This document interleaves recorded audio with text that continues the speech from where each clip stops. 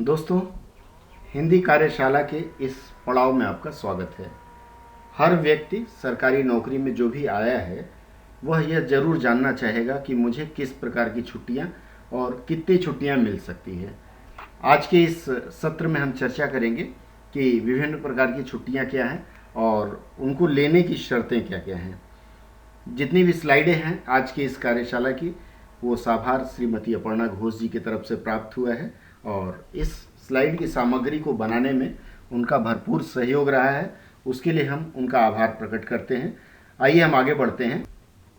देखिए, जो छुट्टियां हैं सरकारी सेवा में, या तो आप पीएसयू जिन्होंने भारतीय केंद्रीय सिविल सेवा छुट्टी विनियमावली को अपने यहाँ मान लिया है, या फिर जो ऐसे ऑटोनोमस बॉडी हैं जैसे कर्मचारी राज्य बीमा निगम या फिर फूड कॉरपोरेशन ऑफ इंडिया, उन सब में केंद्रीय सिविल सेवा छुट्टी नियमावली 1972 में विनिर्दिष्ट नियमों के अनुरूप ही छुट्टियां प्रदान की जाती हैं।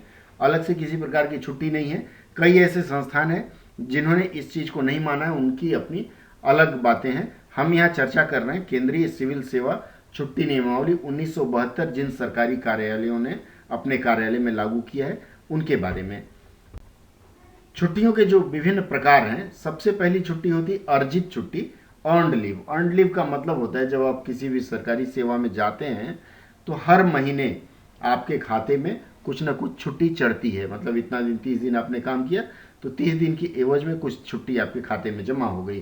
फिर 30 दिन काम हुआ, फिर छुट्टी जमा हो गई। इस प्रकार से प्रत्येक वर्ष 30 दिन की छुट्टी आपके खाते में जमा होती है। इस 30 दिन में से 1 जनवरी से लेकर के जून के अंत तक 15 दिन और फिर 1 जुलाई से लेकर के दिसंबर के अंत तक 15 दिन की छुट्टी आपके खाते में जमा होती है। यह माना जाता है कि आप पूरे साल जब काम करते हैं तो 30 दिन की छुट्टी बनती है। अब आप यह 30 दिन की छुट्टी मान लीजिए उस वर्ष न ले पाए तो यह छुट्टी फिर अगले साल में भी जुड़ जाती है। कैरी फॉरवर्ड की यहाँ व्यवस्था है। और सरकारी सेवा में एक और व्यवस्था है कि यह जो आपकी अर्जित छुट्टी है वह जुड़ती जाएगी। यदि 300 दिन की छुट्टी आपने इकट्ठा कर ली तो जब आप सेवानिवृत्त होंगे, रिटायर होंगे, तब ये 300 दिन का उस समय का जो आपका वेतन होगा उसके अनुसार जितने दिन की छुट्टी आपने, इनकैशमेंट उसको कहा जाता है, लीव इनकैशमेंट, छुट्टी नगदीकरण, जितने दिन की छुट्टी आपकी जमा रही होगी अर्नड लीव, उतने दिन का आपको पैसा मिल जाता है।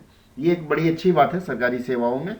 उसके बाद दूसरी आती है कम्यूटेड लीव। कम्यूटेड लीव को हिंदी में परिवर्तित छुट्टी कहा जाता है। इसके बाद तीसरी जो छुट्टी है वो अर्ध वेतन छुट्टी है। अर्ध वेतन छुट्टी का मतलब होता है हाफ पे लीव।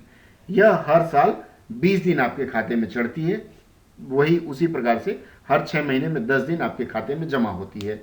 यह छुट्टी भी आगे कैरी फॉरवर्ड होती है, अर्थात जितने दिन आप सेवा में रहेंगे यह जुड़ती जाएगी। अब ये जो अर्ध वेतन छुट्टी अगर 20 दिन की आपकी एक साल की है तो परिवर्तित छुट्टी जो है कम्यूटेड लीव, ये आपके हाफ पे लीव, अर्ध वेतन छुट्टी का आधा होता है। अर्थात 10 दिन की छुट्टी आप परिवर्तित छुट्टी के रूप में एक साल में ले सकते हैं। अब अगली छुट्टी हम देखते हैं वो क्या है। अगली छुट्टी है अर्जन शोध्य छुट्टी। उसको कहते हैं leave not due. Leave not due उसको अर्जन शोध्य छुट्टी कहा जाता है।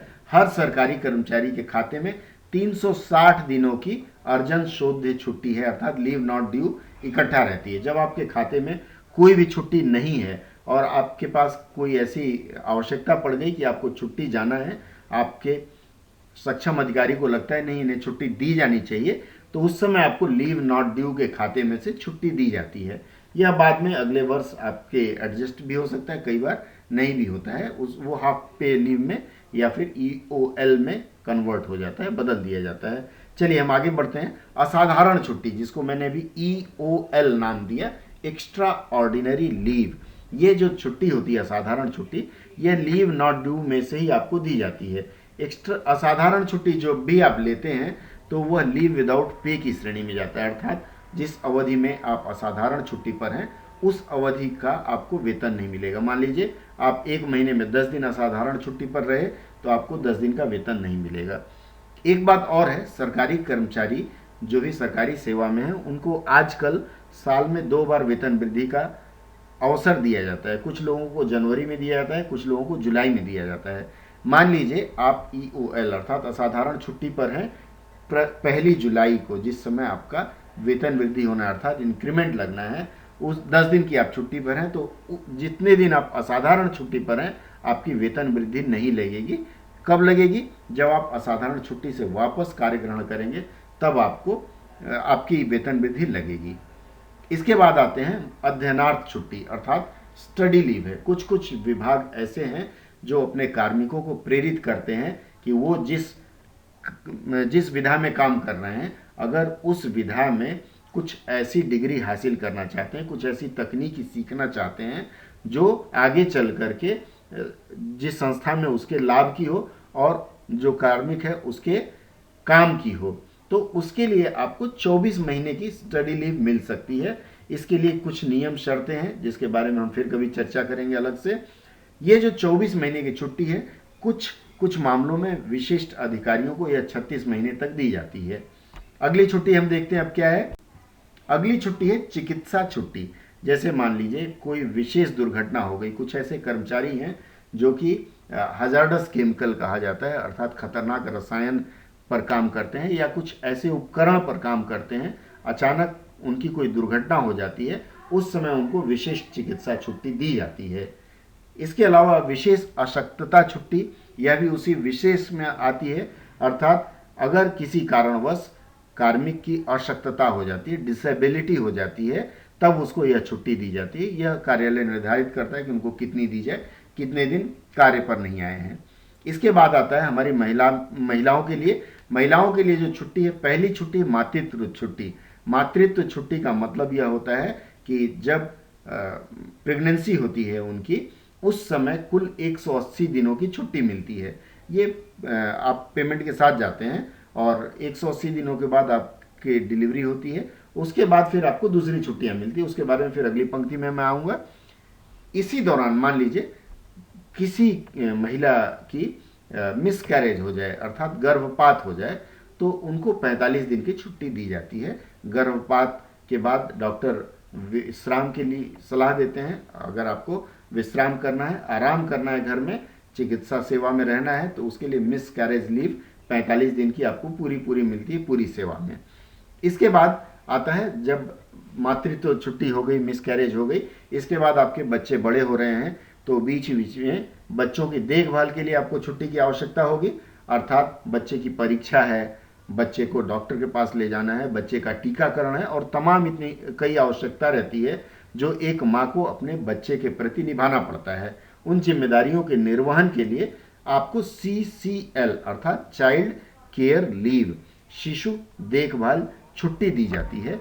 यह कुल 730 दिन की, पूरे सेवा काल में आपको 730 दिन की यह छुट्टी होती है अर्थात 2 वर्ष की, और यह छुट्टी आपको 2 बच्चों की देखभाल के लिए मिलता है। ध्यान रखें, पहला बच्चा है तो आप 730 की आधी ही छुट्टी लीजिए, और जब तक आपका बच्चा 18 वर्ष का नहीं हो जाता है तब तक प्रति वर्ष या साल में 2 बार 3 बार जब भी आवश्यकता हो वो यह छुट्टी आप ले सकती हैं।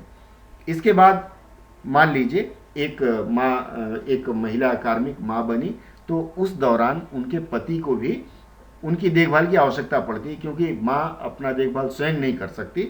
तो उसके लिए भारत सरकार ने यह नियम बनाया है कि बच्चे के जो भावी पिता होंगे उनको भी 15 दिन की पितृत्व छुट्टी दी जाती है अर्थात जो पिता हैं वो 15 दिन बच्चे की माँ और बच्चे की सेवा और देखभाल करेंगे। यह नियम यह होता है कि बच्चे के जन्म से लेकर के 6 माह के भीतर यह छुट्टी आपको ले लेनी होती है, नहीं तो यह छुट्टी फिर नहीं मिलेगी। और ये जो 15 दिन की छुट्टी है, एक बच्चे पर 15 दिन की है, दूसरा बच्चा 15 दिन। ये दोनों छुट्टी, मातृत्व छुट्टी CCL और पितृत्व छुट्टी, सिर्फ ध्यान रहे सिर्फ 2 बच्चे वालों को मिलता है, 2 या 2 से कम बच्चे वाले को, अधिक को नहीं मिलता है। चलिए हम आगे बढ़ते हैं। दोस्तों, हिंदी कार्यशाला के इस पड़ाव में आपका स्वागत है। हर व्यक्ति सरकारी नौकरी में जो भी आया है वह यह जरूर जानना चाहेगा कि मुझे किस प्रकार की छुट्टियां और कितनी छुट्टियां मिल सकती है। आज के इस सत्र में हम चर्चा करेंगे कि विभिन्न प्रकार की छुट्टियां क्या हैं और उनको लेने की शर्तें क्या क्या हैं। जितनी भी स्लाइडें हैं आज की इस कार्यशाला की, वो साभार श्रीमती अपर्णा घोष जी की तरफ से प्राप्त हुआ है, और इस स्लाइड की सामग्री को बनाने में उनका भरपूर सहयोग रहा है, उसके लिए हम उनका आभार प्रकट करते हैं। आइए हम आगे बढ़ते हैं।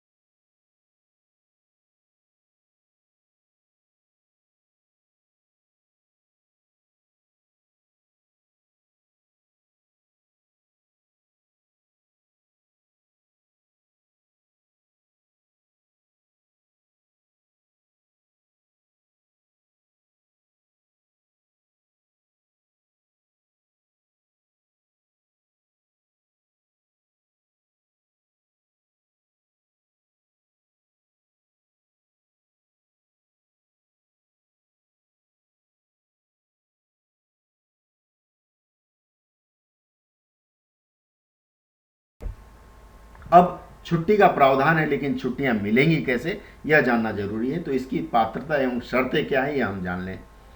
सबसे पहले यह जान लें कि लिखा होता है leave is not a right, it's privilege, अर्थात आप छुट्टी का दावा अधिकार के रूप में नहीं कर सकते, छुट्टी आपको दी जाती है। यूं कह लें कि ये पहले से चली आ रही है, तो एक दया भाव भी रहता है इसमें। चलिए वो उन मुद्दों पे नहीं पढ़ना, हम आगे बढ़ते हैं। इसकी दूसरी शर्त है कि पहले ली गई किसी भी प्रकार की छुट्टी, जैसे मान लीजिए आप EL जा रहे हैं, अर्जित अवकाश जा रहे हैं, उसके बाद की तारीख में फिर आपको एक छुट्टी की ज़रूरत पड़ी, तो ये दोनों छुट्टी को अगर आपको एक साथ जोड़ना है, मान लीजिए, या फिर मान लीजिए आप 5 दिन की कैजुअल लीव गए हैं, आकस्मिक अवकाश, उसके बाद आपकी इच्छा हुई आप EL चले गए, अर्न लीव, अर्जित अवकाश। अब आपकी इच्छा ये हुई कि जो पहले मैं CL गया था, कैजुअल लीव गया था, उसको भी मैं अर्न लीव में परिवर्तित करा लूँ, या जिस रूप में। तो जब आप छुट्टी से वापस आते हैं, कार्य ग्रहण करते हैं, उसके 30 दिन के अंदर आप आवेदन करेंगे कि मेरी वह छुट्टी इस रूप में परिवर्तित कर दी जाए। इसके ऊपर आपके जो कार्यालय प्रमुख हैं वो अपने विचार देंगे, और यदि वह मंजूरी देते हैं तो फिर आपकी छुट्टी का प्रकार बदल सकता है। अमूमन कई लोग नहीं करते हैं, पर विशेष परिस्थितियों में अगर करना हो तो यह कार्यालय प्रमुख की इच्छा पर निर्भर करता है। अगली पात्रता है कि मान लीजिए आप छुट्टी पर गए हैं और आप बीमार पड़ गए, अर्थात चिकित्सा आधार पर छुट्टी के लिए, या मान लीजिए अचानक आप कार्यालय आने के लिए तैयार हो रहे हैं, आपकी तबीयत खराब हो गई, आप कार्यालय ना आ पाएँ, या और भी कोई कारण हो जिससे बीमार होने के कारण आप कार्यालय नहीं आ पाते हैं, तो चिकित्सा आधार पर अगर यह छुट्टी लेते हैं तो इसके लिए आपको करना क्या पड़ता है, आपके जो भी चिकित्सा परिचय हैं, अर्थात AMA बोला जाता है, ऑथराइज मेडिकल अटेंडेंट, आपको उनसे लिखवाना पड़ता है। या फिर आप जिस डॉक्टर को दिखाते हैं, डॉक्टर आपको लिख के देता है कि इनको इस तारीख से इस तारीख तक सुबह से शाम तक बीमारी के कारण ये कार्यालय नहीं जा सकते, इनको विश्राम की सलाह दी जाती है। और फिर जब आप विश्राम से निवृत्त होकर के स्वस्थ हो जाते हैं तो डॉक्टर फिर प्रमाण पत्र लिखते हैं, now you are fit to join your duties. इस तरह का प्रमाण पत्र भी प्रस्तुत करना आवश्यक होता है। उसके बाद चिकित्सा आधार पर जब आप प्रमाण पत्र दे देते हैं तो उसमें कौन किस तरह से देता है उसकी जानकारी हम ले लेते हैं। देखिए, राजपत्रित कर्मचारी, अर्थात उसमें गजेटेड ऑफिसर, ग्रुप A अधिकारी जो होते हैं, वो AMA के द्वारा सर्टिफिकेट प्रस्तुत करना पड़ता है उनके लिए। अर्थात यह किसी संस्था में है कि AMA, किसी संस्था में दूसरे का भी चल जाता है, तो यह संस्थान पर निर्भर करता है। अक्सर हर संस्थान का अपना खुद का AMA होता है, प्राधिकृत चिकित्सा अधिकारी, तो वह प्रमाण पत्र आपको जारी करते हैं। फिर अराजपत्रित, अर्थात ग्रुप C जिनको कहा जाता है, गजेटेड जो नहीं होते, नॉन गजेटेड जो कर्मचारी हैं, उनमें क्या होता है कि या तो आप AMA से प्रमाण पत्र दे सकते हैं, या फिर आप RMP जो हैं उनसे भी प्रमाण पत्र हस्ताक्षर करवा करके दे सकते हैं। जो लोग CGHS के अधीन आते हैं, कई ऐसी संस्थाएं हैं, सरकारी संस्थाएं, जिनमें चिकित्सा सेवा CGHS के अधीन है और उनको एक कार्ड दिया जाता है। उनके जो कर्मचारी होते हैं वो अपना सारा इलाज CGHS के डिस्पेंसरी में कराते हैं। तो ऐसे लोगों को अगर जिस क्षेत्र में, वहाँ जहाँ उनका घर है, वहाँ अगर CGHS की डिस्पेंसरी अर्थात CGHS चिकित्सालय है, तो उनको सिर्फ वहीं दिखा करके वहाँ से प्रमाण पत्र लेना आवश्यक होगा। और मैंने बताया राजपत्रित कर्मचारी हैं तो आपको AMA से दिखाना पड़ेगा। इसके बाद जो आपके छुट्टी संस्वीकृत दाता अर्थात जो आपके कार्यालय प्रमुख हैं, जो भी आपकी छुट्टी स्वीकृत करते हैं, वो आपकी किसी भी प्रकार की छुट्टी को मना कर सकते हैं, अस्वीकार कर सकते हैं कि नहीं जी आपको छुट्टी नहीं दे सकते, या प्रतिसंहरण कर सकते हैं, बोलेंगे नहीं आज नहीं कल चले जाओ। इस तरह के आपकी छुट्टी में हेर फेर की सलाह दे सकते हैं, अस्वीकार कर सकते हैं। बिना छुट्टी के पूर्व व्याप्त अनुपस्थिति, मान लीजिए आप घर गए और आए ही नहीं, तो उसको अगर आपके कार्यालय प्रमुख या संस्कृत जो भी करने के प्राधिकृत हों वो चाहें तो आप अगर छुट्टी पर नहीं आए हैं तो उसको EOL असामान्य छुट्टी में परिवर्तित कर सकते हैं, और नहीं तो उस अवधि को आपको मतलब ये बिना छुट्टी के भी कह सकते हैं, ये उनके उस पर निर्भर करता है। यदि EOL में इसको बदलते हैं तो ये मान लीजिए कि आपकी सेवा में ब्रेक नहीं होता, सर्विस में ब्रेक नहीं होता, लेकिन अगर आपको एब्सेंट फ्रॉम ड्यूटी दिखा दिया जाता है तो फिर आपके सर्विस में ब्रेक होता है और आपके ऊपर अनुशासन कार्रवाई होती है। चलिए आगे बढ़ते हैं। जब छुट्टी के लिए आप चिकित्सा आधार पर आवेदन करते हैं तब अगर आपके कार्यालय प्रमुख या जो आपकी छुट्टी संस्कृत करने वाले प्राधिकृत अधिकारी हैं वो चाहें तो आपको मेडिकल बोर्ड के पास भेज सकते हैं। अर्थात मान लीजिए आपने कहा मेरे दांत में दर्द था, दांत की तकलीफ के कारण मैं नहीं आ पाया, उनको लगता है नहीं आप झूठ बोल रहे हैं, तो वो चाहें तो किसी बड़े विशेषज्ञ से राय ले सकते हैं। इस राय लेने पे जो खर्च आएगा वो कार्यालय वहन करेगी, उसका खर्च आपसे नहीं लिया जाएगा। उसके बाद आप जो छुट्टी आपने जो आवेदन कर दिया है, अनुमोदित हो गई है, वो जैसे मान लीजिए आप अर्जित अवकाश पे जा रहे हैं तो आपके जो भी संस्कृति दाता हैं वो उसको बदल नहीं सकते, उसमें हेरफेर नहीं कर सकते। दूसरा है आकस्मिक छुट्टी को छोड़कर, कैजुअल लीव को छोड़कर किसी भी प्रकार की छुट्टी अन्य प्रकार की छुट्टी से मिलाकर या उसी क्रम में दी जा सकती है। मतलब आप मान लीजिए अर्न लीव गए, अर्जित अवकाश गए, तो वो चाहें तो बाद में उसके साथ EOL भी जोड़ सकते हैं, बाद में चाहें तो HPL भी जोड़ सकते हैं। यह पूर्ण रूप से आपके अधिकारी पर निर्भर करता है। उसके बाद अगली जो शर्त है वो है कि छुट्टी की अवधि की पूर्ववर्ती या अनुवर्ती छुट्टी, अर्थात प्रीफिक्स और सफिक्स होता है। जैसे मान लीजिए आप छुट्टी जा रहे हैं, छुट्टी आपकी सोमवार से शुरू हो रही है, उसमें शनिवार रविवार आपको मिला, प्रीफिक्स मिला, और बाद में छुट्टी खत्म हो रही है मान लीजिए शुक्रवार को, उसके बाद 2 दिन की छुट्टी शनि रविवार की है, और मान लीजिए कोई ऐसी छुट्टी है, कुछ पूजा है, तमाम तरह की छुट्टियां हैं, तो अगर वो छुट्टी आती है तो वो प्रीफिक्स में जुड़ता जाएगा। तो वो जो प्रीफिक्स और सफिक्स है उसको छुट्टी के रूप में नहीं गिना जाएगा।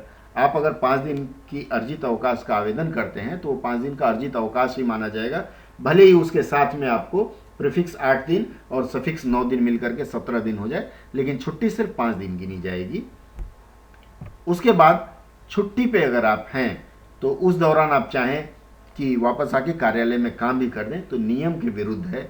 अर्थात अगर आप छुट्टी पर हैं तो वापस आकर काम नहीं करेंगे, और मान लीजिए आप छुट्टी गए हुए हैं, किसी कारणवश आपको आना पड़ गया, या फिर आपके सक्षम प्राधिकारी यदि कहें कि भाई आप आ जाइए आपकी आवश्यकता है, तब आ सकते हैं। अर्थात सक्षम प्राधिकारी की अनुमति के बिना आप छुट्टी के दौरान वापस कार्य पर नहीं लौट सकते।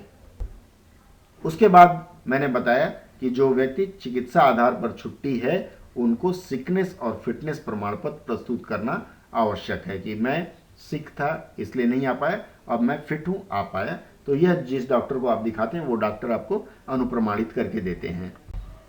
इसकी दूसरी शर्त है कि पहले ली गई किसी भी प्रकार की छुट्टी, जैसे मान लीजिए आप EL जा रहे हैं, अर्जित अवकाश जा रहे हैं, उसके बाद की तारीख में फिर आपको एक छुट्टी की जरूरत पड़ी, तो ये दोनों छुट्टी को अगर आपको एक साथ जोड़ना है मान लीजिए, या फिर मान लीजिए आप 5 दिन की कैजुअल लीव गए हैं, आकस्मिक अवकाश, उसके बाद आपकी इच्छा हुई आप EL चले गए, अर्न लीव, अर्जित अवकाश।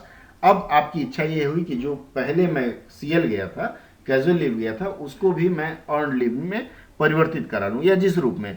तो जब आप छुट्टी से वापस आते हैं, कार्य ग्रहण करते हैं, उसके 30 दिन के अंदर आप आवेदन करेंगे कि मेरी वह छुट्टी इस रूप में परिवर्तित कर दी जाए। इसके ऊपर आपके जो कार्यालय प्रमुख है, इसके बाद है कि छुट्टी समाप्ति के उपरांत मान लीजिए आप नहीं आए, आपकी छुट्टी मंगलवार को ख़त्म हो गई, उसके बाद आप वापस ड्यूटी पर नहीं आए, अगर नहीं आते हैं तो आपका कार्यालय चाहे तो आपकी विरुद्ध अनुशासनिक कार्रवाई कर सकता है, और अनुशासनिक कार्रवाई अगर होती है तो इस पे सज़ा का भी प्रावधान है, और सज़ा में आपकी वेतन में कटौती और तमाम तरह के प्रावधान है। वो जब हम सीसीएस रूल पढ़ेंगे तब हम उसके बारे में चर्चा करेंगे। इसके बाद है कि मान लीजिए ओवर स्टे कर ही जाते हैं, आप रुक गए, तो जो ओवर स्टे होता है मतलब छुट्टी के बाद भी जो समय नहीं आए, तो यदि आपके खाते में अर्ध वेतन छुट्टी बची हुई है, एचपीएल जिसको कहा जाता है, तो आपके कार्यालय प्रमुख चाहें तो उसको उससे एडजस्ट कर सकते हैं।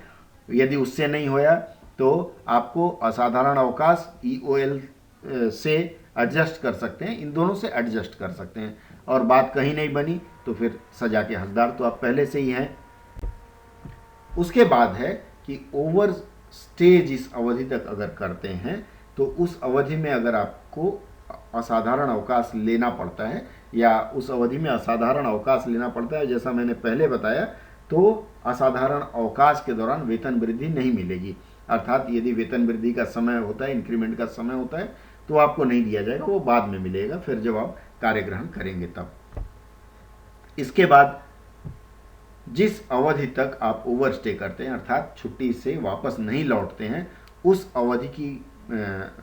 अवधि के लिए आपको वेतन नहीं मिलेगा, उस अवधि का पेमेंट आपको नहीं मिलेगा अगर आपकी छुट्टी नहीं है तो। ये ध्यान रखें कि ओवर स्टे करना भी गलत होगा अगर आपके खाते में छुट्टी जमा नहीं है तो। अब क्या होता है, 15 दिन से अधिक अवधि की अर्जित अवकाश पर जाते हैं आप, या अर्ध वेतन अवकाश पे या रूपांतरित अवकाश का आवेदन करते हैं, तो ये सिर्फ कर्मचारी राज्य बीमा निगम के कार्मिकों के लिए अनुप्रयोग है। तो उसमें क्या होता है, उनकी शाखाएं अलग होती हैं, उप क्षेत्रीय कार्यालय अलग होता है। तो जो कर्मचारी शाखा कार्यालय में हैं उनको क्या है कि अपने शाखा प्रबंधक से हस्ताक्षर करवा करके फिर उसको अपने उप क्षेत्रीय कार्यालय या क्षेत्रीय कार्यालय आवेदन भेजना पड़ता है। तो यही है कि 15 दिन से अधिक अर्जित अवकाश, अर्धवेतन या रूपांतरित अवकाश का आवेदन यदि उप क्षेत्रीय कार्यालय के लोगों ने किया तो उनको अपने शाखा प्रबंधक की सिफारिश पर उस पर अनुमोदन करवाना और उसको फिर आगे भेजना है। इसके बाद है कि छुट्टी समाप्ति के उपरांत मान लीजिए आप नहीं आए, आपकी छुट्टी मंगलवार को ख़त्म हो गई, उसके बाद आप वापस ड्यूटी पर नहीं आए, अगर नहीं आते हैं तो आपका कार्यालय चाहे तो आपकी विरुद्ध अनुशासनिक कार्रवाई कर सकता है, और अनुशासनिक कार्रवाई अगर होती है तो इस पे सज़ा का भी प्रावधान है, और सज़ा में आपकी वेतन में कटौती और तमाम तरह के प्रावधान है। वो जब हम सीसीएस रूल पढ़ेंगे तब हम उसके बारे में चर्चा करेंगे।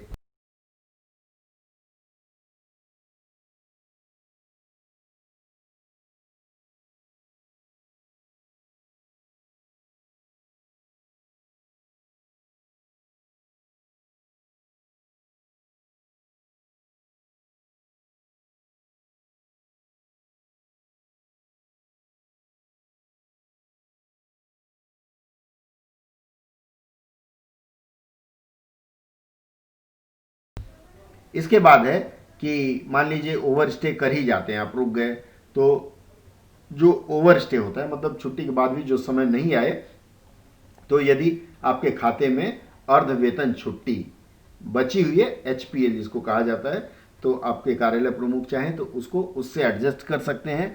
यदि उससे नहीं होया तो आपको असाधारण अवकाश ईओएल से एडजस्ट कर सकते हैं, इन दोनों से एडजस्ट कर सकते हैं। और बात कहीं नहीं बनी तो फिर सजा के हकदार तो आप पहले से ही हैं।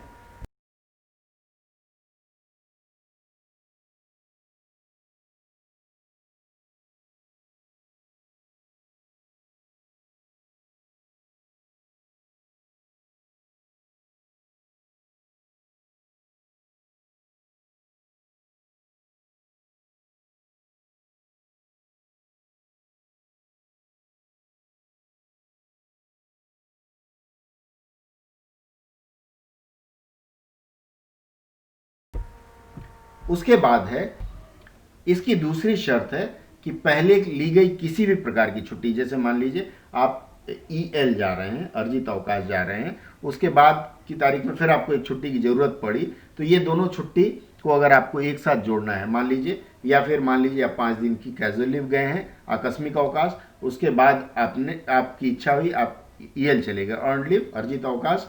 अब आपकी इच्छा ये हुई कि जो पहले मैं सीएल गया था, कैजुअल लीव गया था,